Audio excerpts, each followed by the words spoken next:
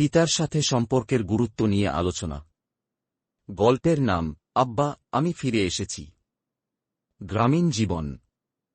একজন গরিব কিন্তু ঈমানদার পিতা আব্দুল হাই তার একমাত্র ছেলে ইহসান কে শহরে মানুষ করার জন্য নিজের শেষ টাকা পর্যন্ত খরচ করেন। সকালে কুলি, বিকেলে কৃষক, তবুও ছেলের মুখে হাসি আনতেই তার সংগ্রাম। ইহসান, আব্বা, একদিন আমি আপনাকে গাড়িতে করে হজে নিয়ে যাব।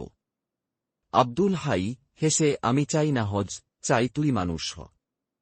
ইহসান শহরে গিয়ে উচ্চশিক্ষা অর্জন করে ভালো চাকরি পায়। নতুন বন্ধু, নতুন সম্পর্ক, ধীরে ধীরে সে গ্রামের পরিচয় ভুলে যায়। বন্ধু, তুই তো স্মার্ট, গ্রামের ছেলে লাগছিস না। ইহসান, আসলে আমি ঢাকার ছেলে।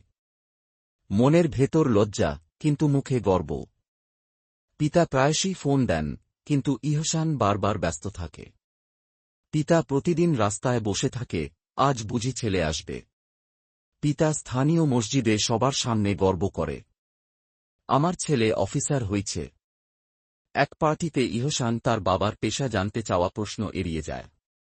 পিতা শহরে আসে ছেলের সাথে দেখা করতে, কিন্তু ইহসান লোকদের সামনে চিনতে চায় না। ইহসান, আপনি এখানে কেন এলেন? পিতা মুচকি হেসে, তোর মুখটা একবার দেখার জন্য। ইহসান, এখানে না আসলেই ভালো করতেন। পিতা চোখের জল লুকিয়ে চলে যান। কয়েক মাস পর গ্রামের ইমাম ফোন করেন, ইহসান ভাই, আপনার বাবা আর নেই। ইহসান দৌড়ে গ্রামে আসে। খাটের পাশে পিতার হাতে লেখা একটি চিঠি। বাবা, আমি জানি তুমি আমাকে লজ্জা পাও, কিন্তু আমি তো গরিব বাবা, তোর সফলতা আমার দান। তুই যা হয়েছিস, আমি তাই চেয়েছি।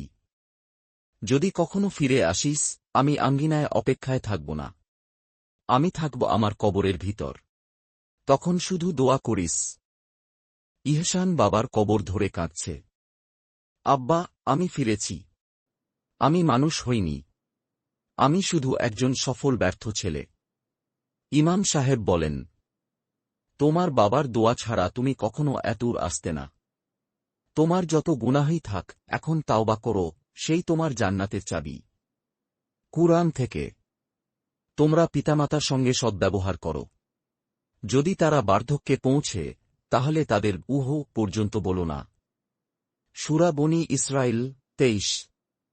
হাদিস থেকে। রাসূল শাহ বলেন, তোমার পিতা হল তোমার জান্নাতের দরজা। চাইলে রক্ষা করো, চাইলে হারাও। তিরমিজি।